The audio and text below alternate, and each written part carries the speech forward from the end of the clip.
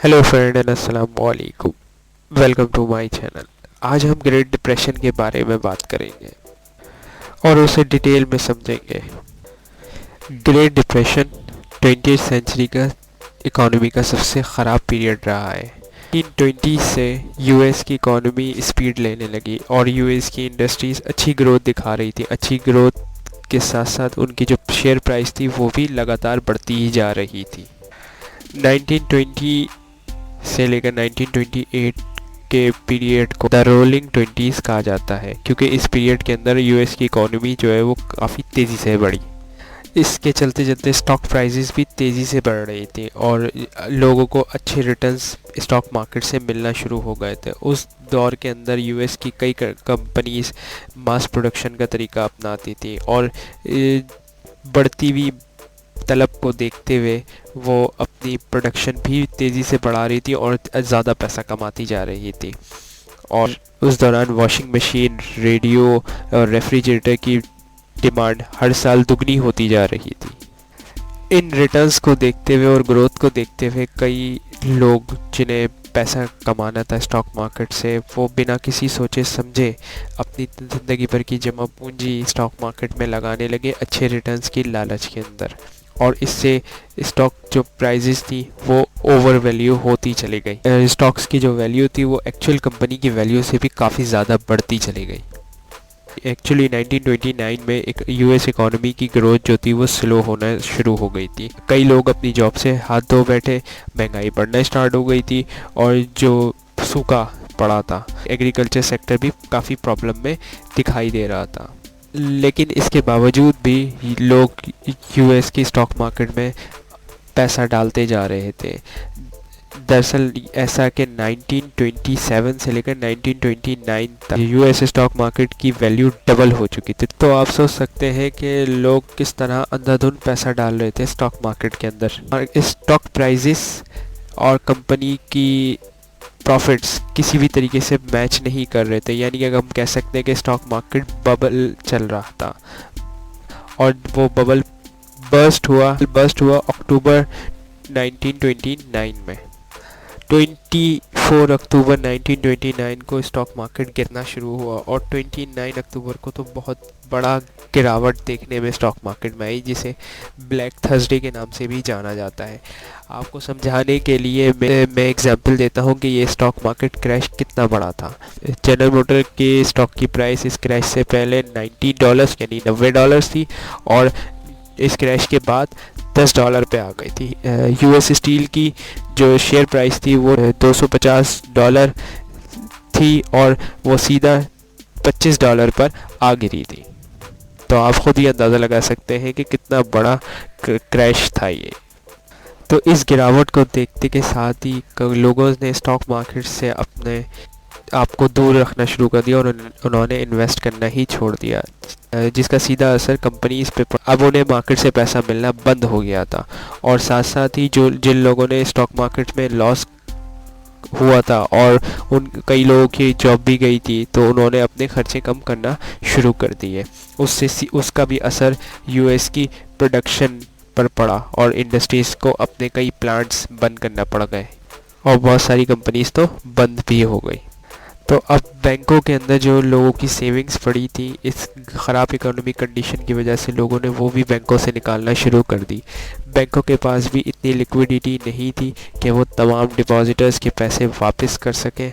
क्योंकि बैंकों ने ऑलरेडी लोन दे रखे थे और जिन लोगों को लोन दे रखे थे वो बेरोज़गारी और ख़राब इकोनॉमिक कंडीशन की वजह से वो भी लोन अपने डिफ़ॉल्ट करते जा और कई कंपनीज़ भी अच्छी परफॉर्म नहीं कर पा रही थी और कई कंपनीज़ तो बंद हो चुकी थी और जिन बैंकों ने कंपनीज़ को कर्जा दिया हुआ था उनसे भी कर्जे की रिकवरी नहीं हो पा रही, इसलिए बैंक के पास भी शॉर्ट ऑफ कैश शुरू हो गया। तो इस तरह बैंकिंग सेक्टर की भी हालत ख़राब होना शुरू हो गई और बैंक भी आहिस्ता आहिस्ता करके फ़ेल होना शुरू हो गए।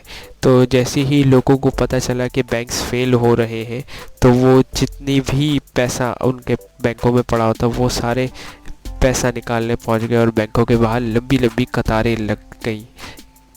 1933 तक तकरीबन 8,000 बैंक्स फेल हो चुके थे। तो लोगों का यूएस के फाइनेंशियल सेक्टर पे भरोसा ही उड़ गया था, इसलिए लोग अपना पैसा घरों में ही रख रहे थे और मनी सप्लाई कम होने की वजह से यूएस इकॉनमी और ट्रबल में फंसती चली गई। इकॉनमी को सहारा देने के लिए ना तो गवर्नमेंट और ना ही यूएस का सेंट्रल बैंक मैदान में आया और वो बस ये डाउनफॉल देखते ही रहे। मिस्टर हूवर जो उस वक्त के प्रेसिडेंट थे यूएस के, उन्होंने देखा कि इकॉनमी डाउनटर्न है, नोटिस किया कि इकॉनमी डाउनटर्न की वजह से लोगों की सैलरी कम हो जाएगी, तो इसलिए उन्होंने प्रोडक्ट्स की जो कीमतें वो कम नहीं करी। तो कई यूएस के अंदर वैसी इकॉनमी जो थी वो डाउन थी और बेरोज़गारी बहुत बढ़ चुकी थी। कई लोगों के पास तो खाने तक के लिए पैसे नहीं थे और कई लोगों ने अपने मकान बेच के अपने गुज़र बसर के लिए इंतज़ाम किया। और तो ऐसे में यूएस के लोगों ने जो बाहर मुल्क से जो इंपोर्ट सामान सस्ता आ रहा था वो इस्तेमाल करना शुरू कर दिया। इंपोर्ट्स को रोकने के लिए मिस्टर हूवर ने स्मूथ हूवर टैरिफ लागू किया जो बाहर से सस्ता माल आ रहा था। इस टैरिफ के बाद तकरीबन 20,000 प्रोडक्ट्स पे टैरिफ लगाया गया और उसकी प्राइस उतनी कर दी गई टैरिफ लगा के जितनी यूएस में बन रही प्रोडक्ट्स की थी। और इसके बाद यूएस का जो टोटल इंपोर्ट बिल है वो 7 बिलियन से सीधा $2.5 बिलियन पर आ गया। इसका देखा देखी कई कंट्रीज़ यूएस से जो इंपोर्ट करती थी, यानी कि यूएस जिनको एक्सपोर्ट करता था, उन्होंने भी टैरिफ लगाना शुरू करे और कंट्रीज़ यूएस का महंगा माल नहीं ख़रीद रही थी, जिससे इंटरनेशनल ट्रेड कम होने लगा। तो मिस्टर हूवर के जो 2 डिसीशंस थे कि पहले प्रोडक्ट की प्राइस को कम ना करना और स्मूथ हॉली टैक्स लगाना, ये दोनों डिसीशन ही गलत साबित हुए, क्योंकि इस दोनों डिसीशंस के बाद यूएस की इकॉनमी रिसेशन से सीधा डिप्रेशन के अंदर चली गई। 1933 के अंदर फ्रैंकलिन रोजवेल्ट प्रेसिडेंट यूएस के प्रेसिडेंट इलेक्ट हुए। उन्होंने 100 दिनों के अंदर ही 40 एजेंसियों की शुरुआत की, जिनके अंदर फेडरल डिपॉजिटरी इंश्योरेंस कॉरपोरेशन और security exchange commission. Federal depository insurance corporation ये मेक श्योर करती है कि जिन लोगों ने बैंक के अंदर पैसा डिपॉजिट करवाया हुआ है वो किसी भी रीज़न की वजह से अगर वो बैंक फेल होता है या पैसे नहीं दे पाता, तो गवर्नमेंट जो है वो उस डिपॉजिटर्स को, जितने भी उस बैंक के डिपॉजिटर्स हैं, उनको पूरा पैसा वापस करेगी। और सिक्योरिटी एक्सचेंज कमीशन जो है उसका काम ये था कि जो यूएस स्टॉक मार्केट है उसको रेगुलेट करे। और साथ साथ ही रोजवेल्ट साहब लोगों को तकरीबन रोज़ाना लोगों को रेडियो पे गाइड करते रहते थे। इस तरीके से लोगों के अंदर एक कॉन्फिडेंट पैदा हुआ, तो लोगों ने बैंक के अंदर भी पैसा रखवाना स्टार्ट किया और स्टॉक मार्केट की तरफ भी लोग आहिस्ता आहिस्ता आना शुरू हो गए और यूएस की इकॉनमी जो है डिप्रेशन से निकलना शुरू हो गई। 1936 में यूएस इकॉनमी अच्छी पोजीशन पे आ गई, बट 1937 में दोबारा यूएस इकॉनमी जो है वो ट्रबल में आ गई। और लेकिन जब वर्ल्ड वॉर 2 स्टार्ट हुआ और फिर वर्ल्ड वॉर 2 के बाद ही असल रिकवरी हुई, तो 1929 से लेकर 1939 तक यूएस इकॉनमी ट्रबल में रही। और वर्ल्ड वॉर 2 के अंदर यूएस गवर्नमेंट ने खूब सारा पैसा जो है वो मिलिट्री पे खर्च किया। उसकी वजह से यूएस इकॉनमी में दोबारा से जान आ गई। उम्मीद है कि आपने इस वीडियो से कुछ सीखा होगा। इसे लाइक करें, दोस्तों के साथ शेयर करें and thank you for watching this video.